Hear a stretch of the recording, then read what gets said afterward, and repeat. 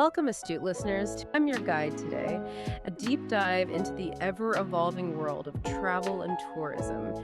For those of you honing your English skills, maybe aiming for that C1 level, this journey is an incredible opportunity. We're going to navigate a really rich topic, encountering a breadth of vocabulary and some pretty nuanced concepts. Think of it as a comprehensive tour for your mind, yeah? Pushing your analytical and linguistic boundaries. Our mission today is to uncover the profound shifts in how we explore our planet.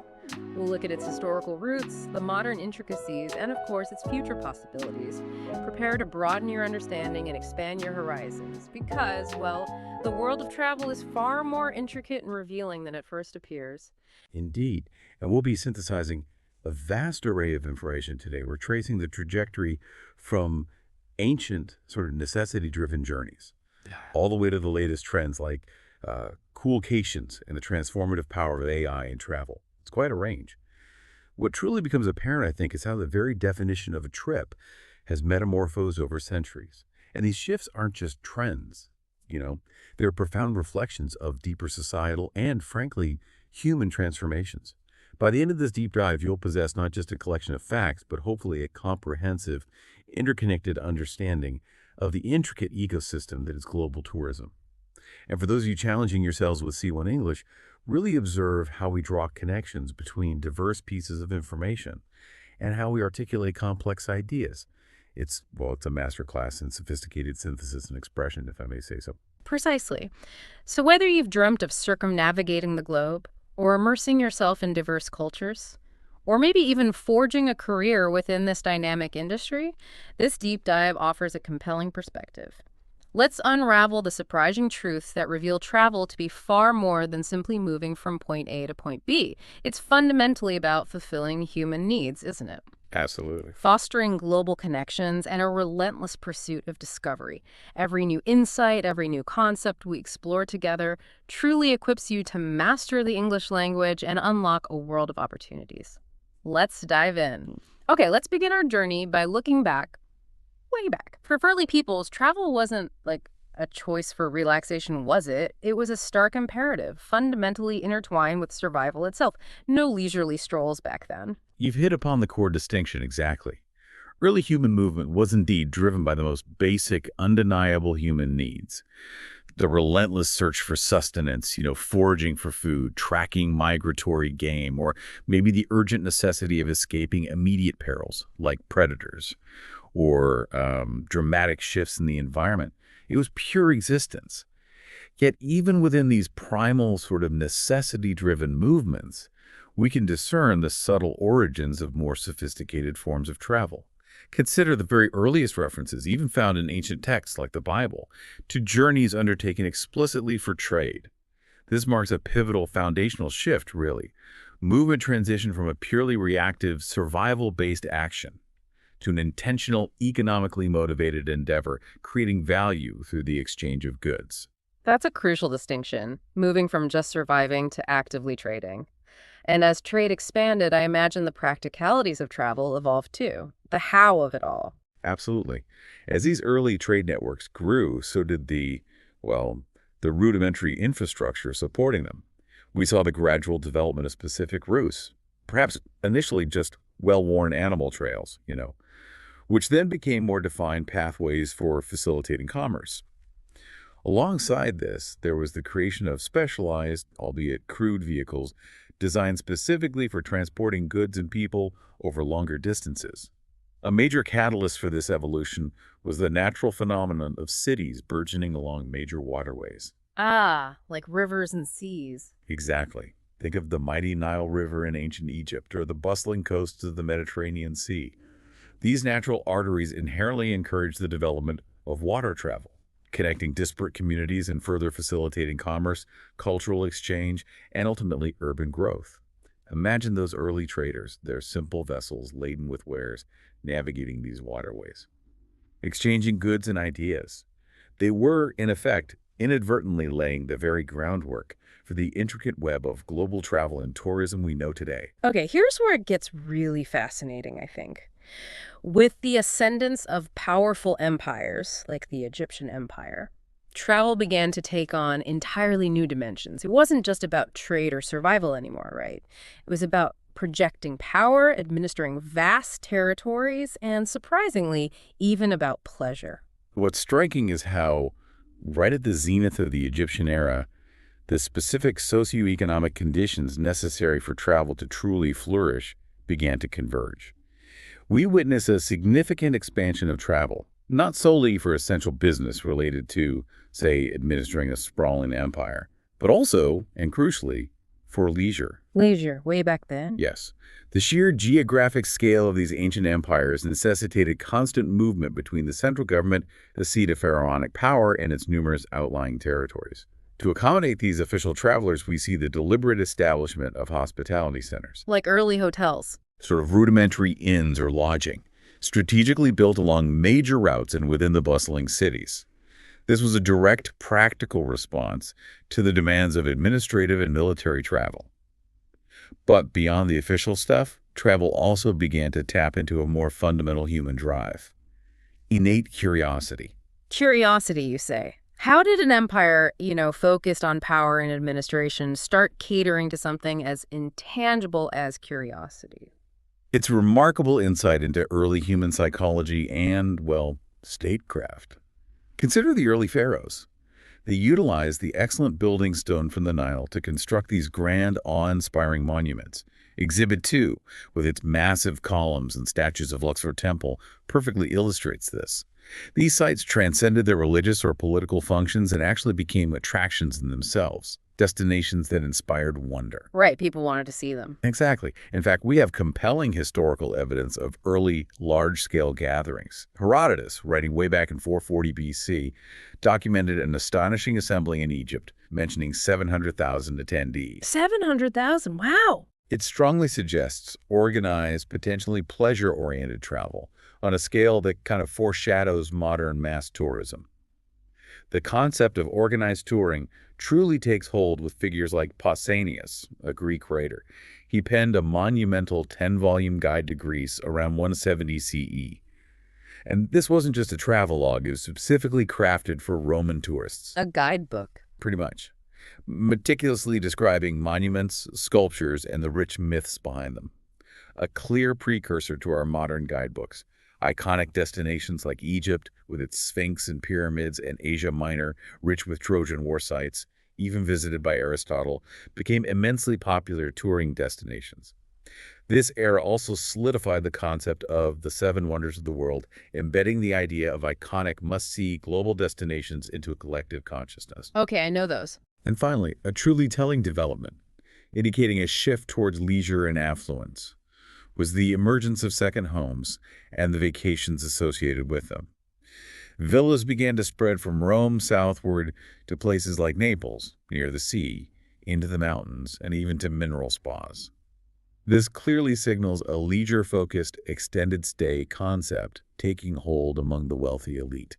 So after all that remarkable sophistication and the beginnings of leisure travel, the Roman Empire eventually falls. It seems inevitable that travel would suffer. Was it a complete regression, or did new forms of travel emerge from the ashes? Your intuition is spot on. The collapse of the Roman Empire and the subsequent period, often called the Dark Ages, offers a vivid illustration of how profoundly dependent travel is on political stability and robust infrastructure. Without the Roman legions to maintain order and that efficient Roman road system, safety plummeted, and the pace of travel became agonizingly slow. How slow are we talking? Well, where a Roman courier could once traverse up to 160 kilometers a day, the average daily journey rate during the tumultuous Middle Ages was a mere 32 kilometers.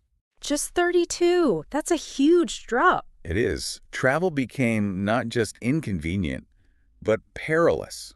An astonishing drop in mobility.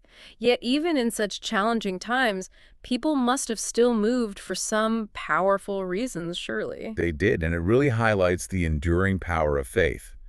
Despite the dangers and reduced efficiency, religious travel or pilgrimages remained immensely important. People were still driven by deep spiritual conviction to visit holy sites. A phenomenon that continues to this day, actually, as seen in Exhibit 3, which reminds us that destinations like Segovia still draw visitors for their religious significance. Right, pilgrimages are still a major form of travel. Absolutely. And interestingly, even in this era of fragmented authority, leaders recognized the necessity of managing these flows of travelers. King Richard II in England, for instance, back in 1388, mandated that pilgrims carry permits. Permits, like an early passport. Exactly. It's a direct historical precursor to the modern passport, showcasing an early form of travel regulation driven by the practicalities of managing large groups of people. So a period of decline, but then a slow resurgence. What sparked the next major wave of travel? What got people moving again? The tide began to turn decisively with the Renaissance. This period ignited new impetus for travel, transforming society from a largely rural agrarian base to a more urbanized, wealthier foundation. As prosperity grew within these burgeoning urban centers, more individuals accumulated the financial means to travel beyond their immediate surroundings. So more money, more travel. Basically, yes. While traditional pilgrimages certainly continued, new motivations emerged. Journeys for learning and cultural enrichment became prominent, spurred by the influx of Renaissance works from Italy and a renewed intellectual curiosity. The reestablishment of stable monarchies also played a crucial role, providing improved traveler safety and predictability across wider regions. Making it safer to venture out. Precisely. This fertile ground gave birth to the famed Grand Tour. This is where young European aristocrats and wealthy men would undertake extensive journeys as a crucial part of their education. They visited major cities like London, Paris, Venice, Florence, and Rome, immersing themselves in arts and literature, demonstrating their culture as a social requirement. Showing off their education, basically. In a way, yes. However, this trend eventually waned, with the French Revolution ushering in a new era and effectively bringing it to an end. It's important to acknowledge, though, that these grand tours, and indeed most travel of the time, were not exactly comfortable. Right. Travel by coach must have been rough. Often quite a trying experience, yes. Finally, the 17th century saw another interesting development, the reemergence of spas. The medical profession began to recommend mineral waters for their health benefits, building on ancient Greek and Roman traditions.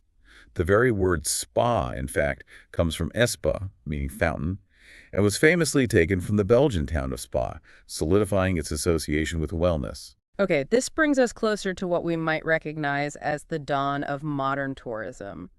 What truly shifted to make travel accessible to the broader population, moving it from the exclusive domain of the wealthy and the religious to something that many people could actually experience. The shift was nothing short of revolutionary, fundamentally democratizing the travel experience. Up until the latter half of the 19th century, the concepts of regular holidays and possessing sufficient disposable income for leisure travel were largely unattainable for the vast majority of the working classes.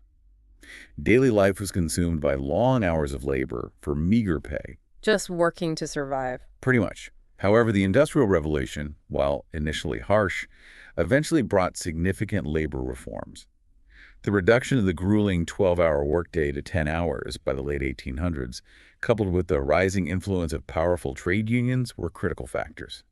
These reforms directly paved the way for the concept of paid vacations, Paid time off. which was arguably the single greatest economic catalyst for the explosion of mass tourism. Travel, which had for so long been an exclusive privilege, now began to enter the realm of possibility for an ever-increasing segment of the population. So paid time off was the game changer. How did transportation infrastructure adapt to this growing demand for accessible travel? Well, this era truly marked the golden age of railroads. From the 1830s to the 1930s, these iron giants transformed landscapes, connecting cities and regions like never before. Journeys aboard legendary trains like the Orient Express, as beautifully captured in Exhibit 5, became synonymous with luxury and adventure, though increasingly accessible. The romance of the rails. Exactly. Simultaneously, shipping lines fiercely competed to offer increasingly lavish amenities, attracting both waves of immigrants seeking new lives and the growing number of tourists crossing oceans. The 20th century then witnessed the emergence of commercial hotels, specifically designed for this burgeoning traveling public. Moving beyond the grand symbolic hotels of earlier towns, the Buffalo Statler, with its famous revolutionary slogan, What was it again? "A room and a bath for $1.50." It signaled a new era of accessible, standardized lodging for the masses. Exhibit 6, showing the Chateau Frontenac, exemplifies these iconic yet increasingly accessible travel facilities of the period. Yeah. So, of course, this growth wasn't uninterrupted. The Great Depression and World War II temporarily stalled the travel industry's expansion, Right. A global pause. forcing a global pause until after these immense conflicts subsided. Once the wars ended, what other factors fueled this continued democratization of travel? Looking at more recent economic factors, another profound influence has been the widespread rise of two-income families. With both spouses often working outside the home, significantly more discretionary income became available for leisure pursuits. More spending money. Exactly. Yeah. Indeed, in many modern societies, time has paradoxically become a scarcer, more valuable commodity than money itself, shaping travel choices. Furthermore, continuous advancements in transportation, the proliferation of air travel, the widespread adoption of affordable automobiles, and the development of high-speed rail networks have dramatically increased the speed and reach of movement. Faster travel means you can go further. Precisely. This allows people to travel farther and explore more within their limited vacation time, making once inaccessible areas reachable for the everyday traveler. The scale of modern travel is truly immense. Americans alone now undertake over 500 million trips annually to destinations 160 kilometers or more from home. And over two-thirds of these journeys are pleasure-oriented. That's a lot of trips. It is. And it's fascinating to note that more than half of these pleasure trips are simply to visit friends and relatives, underscoring the enduring social and relational aspect of modern tourism. Okay, before we delve deeper into today's intricate travel landscape, we need a shared understanding. Given how central travel is to our global economy, why are precise definitions for tourism and tourists so, well, foundational? It's more than just counting heads, isn't it? It's absolutely foundational, you're right. Without clear, standardized definitions, the tourism sector, which involves truly staggering investments in attractions and facilities, from massive theme parks to intricate hotel chains, would be operating in the dark. How do businesses make rational decisions about whether to build a new resort or expand an airport or launch a new tour package? They need data. They rely entirely on understanding the size and characteristics of their potential market. If we can all agree on common definitions for tourism, travel, and tourists, then we are far better equipped to gather and use data effectively. This data then becomes the bedrock for strategic planning, informing critical investment decisions, guiding advertising efforts, and identifying which destinations are thriving versus those that might be struggling. These definitions provide the essential framework. So, a common language for a global industry. That makes sense. But what are the key distinctions we need to grasp? For instance, what's the difference between a tourist and an excursionist? I always kind of assumed they were the same thing. That's a common misconception, and it reveals the rigor involved in standardizing this global industry. What's vital here is the concerted effort made by international organizations to define these terms precisely. Back in 1950, the International Union of Official Travel Organizations, or IUOTO, which later became the World Tourism Organization, WTO, established key definitions. A foreign tourist, for instance, was specifically defined as someone staying in a country for more than 24 hours. Okay, overnight stay, basically. Right. And crucially, this stay couldn't be for the purpose of taking up employment or studying. Whether their motivation was business or pleasure, as long as they met those criteria, they were a tourist. An interesting exception was made for sea cruises, who were counted as tourists despite maybe not having a long on-shore stay. In stark contrast, an excursionist was defined as someone who stayed for less than 24 hours. A day tripper. Essentially, yes, a day tripper. They might visit, enjoy the attractions, but return home before spending a night. That distinction makes a huge difference for planning things like hotels versus, say, parking lots. The provided traveler flowchart also clarifies who isn't counted as a tourist in these metrics. Exactly. The flowchart illustrates this hierarchy really well. All individuals are initially travelers, but only a subset is deemed relevant to tourism. This relevant group then branches clearly into tourists. one or more nights stay, and excursionists arrive and depart same day. Both categories can be for business or personal pleasure. The chart also clearly delineates who is not considered directly related to tourism in this statistical framework. So people like migrants, students staying long-term, airline or ship crews, local communities, in-transit travelers who don't really stop, and temporary workers. The focus is on intentional temporary visits for specific purposes. Got it. And how does the U.S. define a trip? In the U.S. context, the Census Bureau defines a trip for its big national travel survey as going at least 160 kilometers away from home. Earlier surveys also included, or is out of town, one or more nights, but that phrase was later omitted. Oh, so some short overnight trips might not be counted now. Exactly. It means current estimates of national tourist travel could actually be a bit understated. Ultimately, tourism itself is defined as the overarching activity. It encompasses everything that happens when visitors travel. This includes the initial planning, the journey, the stay itself, the return journey, and even the remittances about the trip afterward. Even thinking about it later counts. Yep. It's a holistic view encompassing all the activities, purchases, and importantly, the interactions between the host and the guest. It's clear that tourism is a comprehensive activity. But once you're at your destination, it's not just about getting there, is it? A whole interconnected ecosystem comes into play that shapes your experience. What are the essential components of that on-site experience? If we step back and look at the bigger picture, yeah, it's about the entire experience and the intricate infrastructure that supports it. There are several crucial components. First, and often the primary draw, are the attractions. These are the focal points that entice visitors, and they're incredibly diverse.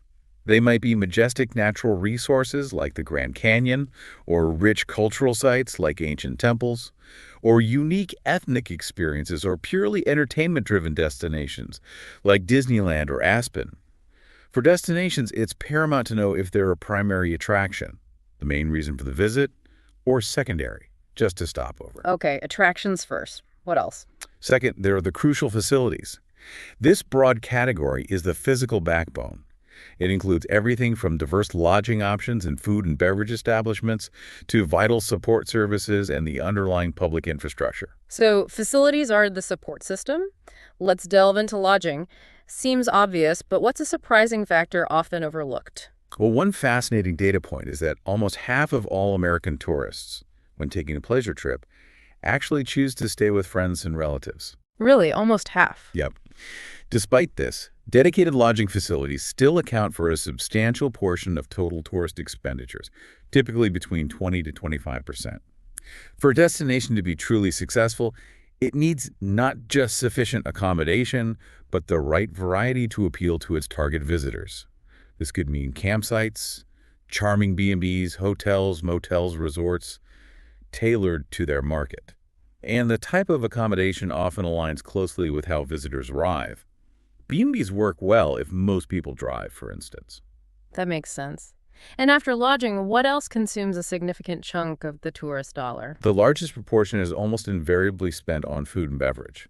What's often observed is that a majority of tourists tend to gravitate towards food and drinks they're familiar with. Creature comforts, right. Exactly. The example of British tourists abroad, often seeking familiar options, highlights this tendency. Beyond sustenance, shopping also plays a significant role. For some travelers, shopping can actually be a primary motivation, like hunting for bargains in Hong Kong. Even if it's not the main reason, buying gifts or souvenirs is an important part of the experience for most. Gotta bring something back. Right. And these authentic local souvenirs can stimulate the local economy and act as effective organic marketing tools when taken home. And of course, you have to actually get there. Transportation. Precisely. Transportation is key. The method, air, auto, train, coach, and its speed. Air and high-speed train travel tend to concentrate tourism in specific hubs, whereas automobile and coach travel tend to disperse tourism more widely. Spreading people out more. Exactly. Increased speed allows people to travel farther in limited vacation time. Finally, and perhaps most critically, there's hospitality. This element is absolutely non-negotiable. Travelers simply will not return if they don't feel genuinely welcome. When most people reflect on a trip, it's often the quality of human connection, memorable interactions with locals, employees. More than the weather or the view sometimes. Often more memorable, yes. Destinations can actively cultivate hospitality by informing residents about tourism's benefits, fostering a welcoming atmosphere. Okay, the way we travel today feels like it's constantly shifting, doesn't it? With new trends popping up all the time. What are some of the big ones shaping the industry right now? What's truly illuminating, I think, is how global events, changing values, and rapid tech advancements are driving these new forms of travel.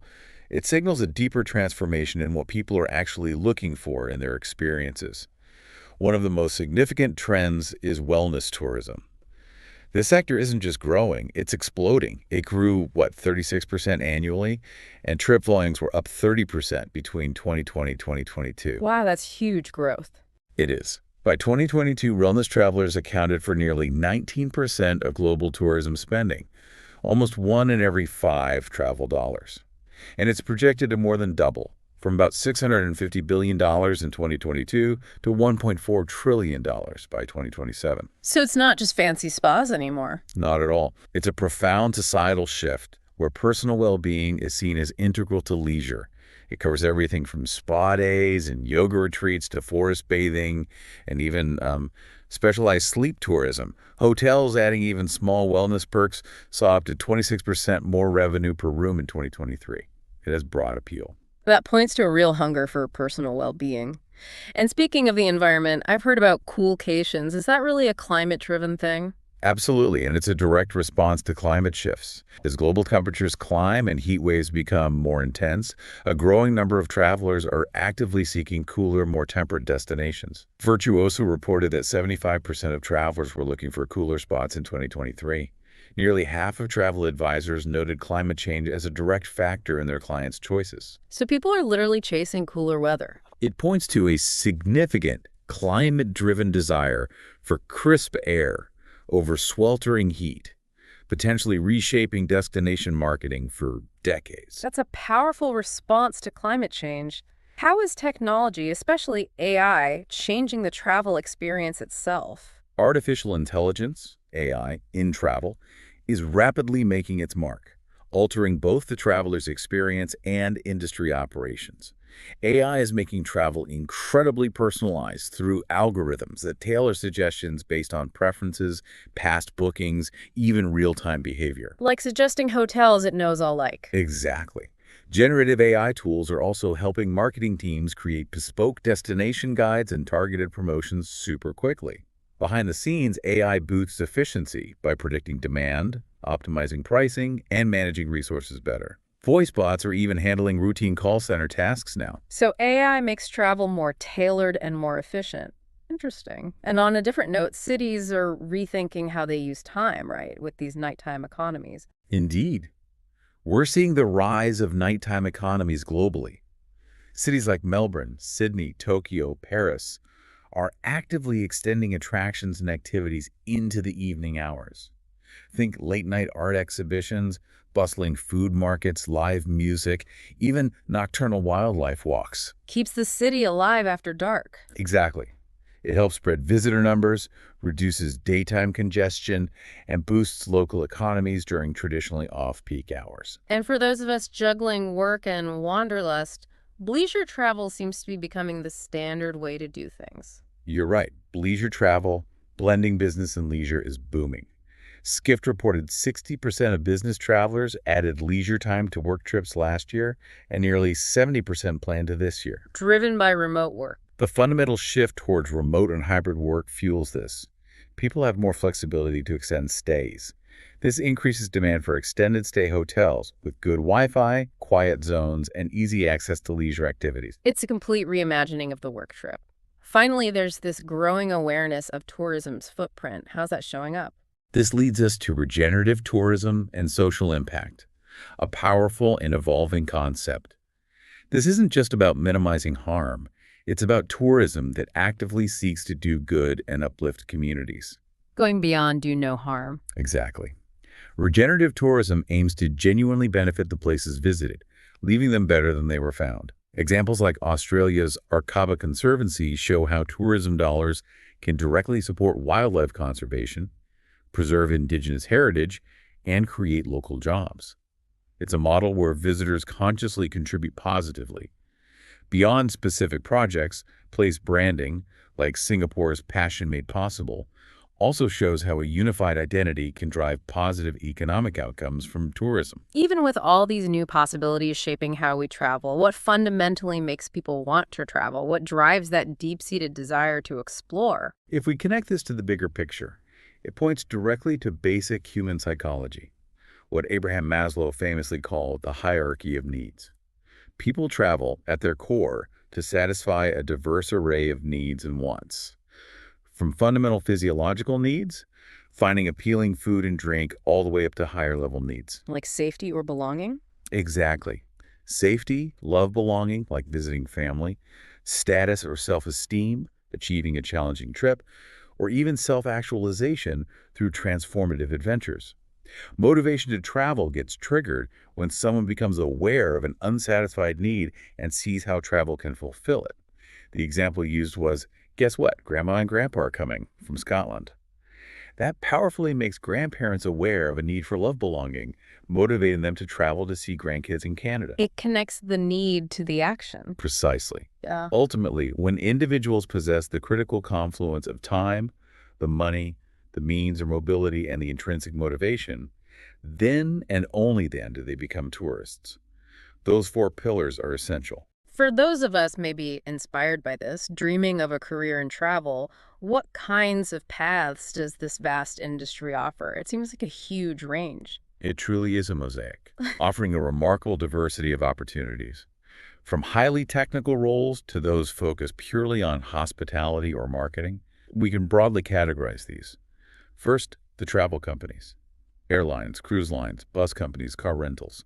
Then the attractions, theme parks, national parks, museums, facilities, hotels, resorts, food and beverage places, destination marketing organizations, DMOs, convention centers, chambers of commerce, state tourism offices promoting locations. The marketing side. Right. Channel marketing, tour wholesalers, retail travel agents, packaging and selling trips, and other affiliated areas like tourism research and travel journalism. That's a broad spectrum. Could you give us a quick snapshot of a few key roles within those? Certainly. In airlines, you have cockpit crew pilots, flight engineers requiring extensive training, licenses, often military experience.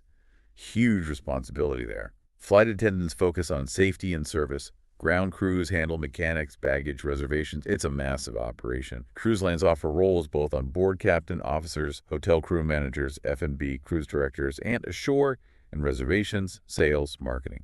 Management often needs a hotel restaurant degree plus experience. Motor coach, rail, car rental have roles in operations, maintenance, sales, admin. Attractions vary. Government sites need park rangers, also degree plus experience, for interpretation and protection.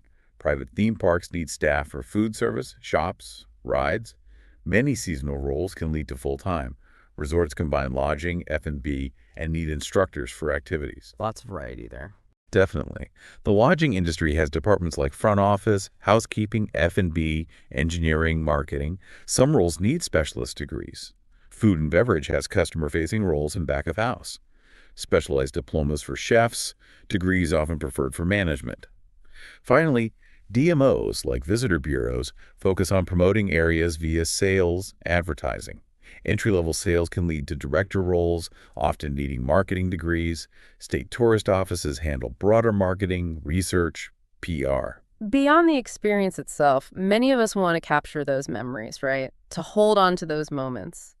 What are some creative ways to document our travels, moving beyond just a quick social media post? It's a great question, and what's nice is the sheer array of options available today, catering to different styles, from tangible keepsakes to sophisticated digital records. Let's look at physical memory keepers. The classic photo album is timeless. Printing photos, adding captions, great for sharing. For something more custom, photo books let you design personalized volumes. John, the author, hopes for a bookcase full. A visual library of trips. Exactly. Then there are scrapbooks, gluing in tickets, maps, journaling daily stories. Requires creativity, but creates a rich tapestry. Photo wall displays offer a constant visual reminder at home. Postcards, traditionally for sending, also make great memorabilia. And of course, fridge magnets, common but effective. The author even needed a separate magnetic board, Ran out of fridge space. apparently. Finally, scratch-off maps let you visually track visited countries or states. That's a great range of physical options. What about the digital realm? How can tech help us remember? For digital memory keepers, options are equally innovative. You can create custom digital maps showing where you've been. Google Location History, if enabled, is powerful. It tracks everywhere you go, your routes, transport. You can even generate heat maps. That's slightly terrifying, also cool. A bit of both.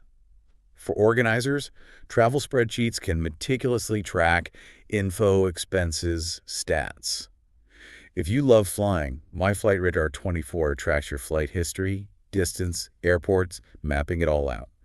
And for the most immersive record, travel videos are fantastic. Requires a recorder, editing software. It's an investment, but creates a living memory. So maybe you, listening, could try one of these next time. Which method resonates most with your style? Okay, traveling, especially for long periods or with family, requires careful planning. What are some key practicalities to keep in mind for a smoother, less stressful journey? This raises that crucial question. How do we proactively mitigate stress and ensure enjoyment?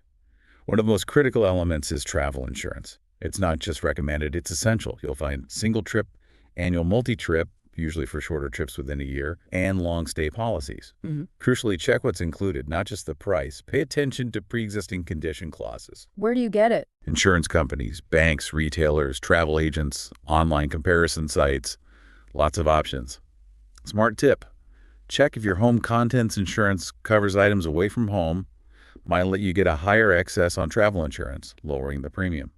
And vital.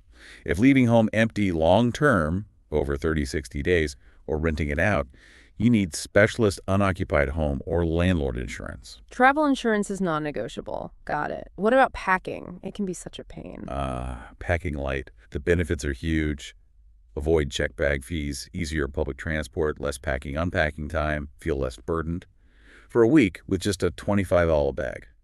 3-5 underwear, 1-2 bras, 1 or 4 socks, merino wool is great for washing, 3 tops, 1 neutral sweater, 1 lightweight jacket, 2 pants, 1 skirt, shorts, 1 bathing suit. Max 2 pairs of shoes, wear 1, pack 1. Tropic Feel sneakers, pack small. That's really specific. It's a tested formula. For in-flight, headphones, travel pillow, Turtles Compact, collapsible water bottle, vapor, eye mask, Muji, plus passport, slim wallet, snacks, pen. Most emergency items can be bought on the road. Those are great tips for adults. But traveling with kids, that's a whole different challenge. It is. Specific strategies help. First, research attractions for reciprocity programs. Memberships at home might get you free entry elsewhere. Museums, zoos, saves money. At airports, find play areas, sensory rooms, or empty gates for kids to run off energy. A deflatable beach ball is genius. Use family restrooms, but beware loud automatic flushes dryers. Carry sticky notes for sensors, extra wipes. Sticky notes, clever. Lifesaver sometimes. Many parents wisely relax screen time rules during travel. Use dedicated travel apps, videos, or audiobooks set in your destination. Use keyless entry hotel apps to skip front desk lines. And importantly, pack small reminders of home familiar scents, pillowcases, bedtime stories, aids relaxation. And for those embarking on long-term travel, what's the blueprint? Long-term travel needs a realistic mindset. It's not a permanent vacation. Work often still happens. Destination choice is key. Consider cost. SE Asia, Latin America, often cheaper. Weather, avoid Patagonia winter. Public holidays, peak seasons, book ahead. Save money long-term is cheaper per day, but need savings for unexpected things. Stolen phone. Create a rough itinerary and daily budget. Slow travel staying longer encourages immersion and reduces travel fatigue. Less rushing around. Exactly. For transport, compare flight versus bus train cost time. Book airport transfers ahead. Get your guide via door. For accommodation, book initial stays, then explore long-term rentals outside Airbnb for better rates. Finally, consider travel hacking via credit card bonuses, often faster than loyalty programs for free flight hotels. While travel is exciting, it's also crucial to be aware of risks. How can we stay safe and avoid common scams without being overly paranoid? That balance is key. Awareness and critical thinking are your best defenses. There are many common scams. The taxi overcharge. Cabbies insisting your place is closed or taking long routes. Use Google Maps. Ride services like Uber add accountability. The classic shell game. Obvious street scam. Avoid betting. Free. Bracelets rosemary. Friendly approach. Then aggressive demand for money. Firmly remove or turn. Walk away. Can be a pickpocket distraction. Yeah. The found ring. Someone finds a fake gold ring, offers it cheap. If it sounds too good to be true, it is. The salesperson in distress, well-dressed person, offers a designer item, then asks for cash due to a credit card issue. You get an overpriced fake. Seems like many scams involve money directly changing hands. Indeed, money-related scams are common. The slow count, cashiers pausing while counting change to rush you. Always count your change. The switcheroo, vendors pretending to drop a large bill and pick up a smaller one, or passing off non-local coins as valuable ones. Clearly state bill value. Know your currency. Also, be wary of fake Wi-Fi hubs. And remember, child and injured beggars can sometimes be a distraction for pickpockets. Those are sobering but necessary warnings. For solo travelers, especially women, are there extra safety considerations? Absolutely. Solo travel safety tips are crucial, particularly for women. Be vague about where you're staying or if you're alone if it feels safer. Carry medication and first aid. Ensure contraception is available abroad. Consider STIs. Crucially, trust your gut. If it feels unsafe, don't do it. Spend extra for safety if needed, taxi versus walking. Identify allies. Look for mothers, workers, families if you need help. Good tip. Split cash cards in different places. Carry multiple cards separately. Share your itinerary with someone home. Check in regularly. Research accommodation. Well-trafficked areas. Read reviews from solo females. Hotels can feel safer than Airbnb sometimes. Stay aware. Don't get drunk. Keep valuables close. Hand hygiene. Carry disinfectant. Befriend travelers for safety companionship. Understand local road conditions weather. Get necessary vaccinations. Know your local embassy location and have an emergency plan. One of the richest parts of travel is experiencing other cultures, but understanding local customs can be tricky. How can we navigate this respectfully? That's a profound point, and what's fascinating is how much norms vary and how showing respect enriches your experience and builds connections. This is why cultural etiquette matters. It respects traditions, avoids awkwardness, creates meaningful connections, builds confidence, encourages responsible tourism. Let's look at some diverse examples. Kissing in France. Nuanced cheek kissing varies by gender region. Greet everyone. Spitting in Greece. Uttering tu is a good luck charm against evil, even at weddings. Really? Spitting? Symbolically, yes. Groundhog Day in the U.S., quirky holiday where a groundhog predicts winter, using the left hand, Middle East, Sri Lanka, India, parts of Africa. Considered unclean. Always use your right hand for greetings, handling money, eating. Super important. Tipping in Japan, not customary, can be offensive. Say arigato gozaimasu. Don't count change or hand money directly. Use the tray. Good to know. Eating near Italian monuments, often banned. Rome, Florence, with fines. Italians are proud of their heritage. Punctuality in Mexico. Arriving 15-30 minutes late is often the norm. Being on time can seem too formal. Punctuality in Denmark. Being prompt is expected. Shoes indoors. Denmark, Japan, China. Impolite. In Denmark, you might need your own slippers. It's clear immersion requires more than just knowing what not to do. How can we actively foster connection? To truly foster cultural immersion, go beyond typical tourism. Seek authentic experiences. Connect with locals beyond pleasantries. Homestays, farm stays, ethical volunteering help. Plan and participate. Learn some local language. Research etiquette. Active engagement is key. Use local transport. Experience daily commutes. Increases chances for chats. Get on the local bus. Exactly. Put down your phone camera. Be present. Ask permission before taking photos, videos of people. Listen actively. Pay attention to nonverbal cues. Ask follow-up questions. Don't interrupt. Share your story. It's a two-way street. Builds trust. And be brave. Try new things, even if you feel foolish. Shows genuine interest. We've talked a lot about the traveler's experience, but what about the places and people we visit? What's the broader impact of tourism on host societies, both good and bad? This raises that vital question. How do we ensure tourism is a force for good? its impact is complex. On the positive side, economic development is huge.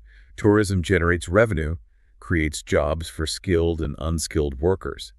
India's industry, for example, contributed massively to GDP, projected to grow even more. Big money involved. Big money. Also, increased religious activity. Religious tourism allows easy travel to holy sites, strengthening connections. Overall, tourism can lead to lifestyle improvement for locals through employment and income, and it fosters cultural exchange, promoting understanding between cultures. Those are significant benefits.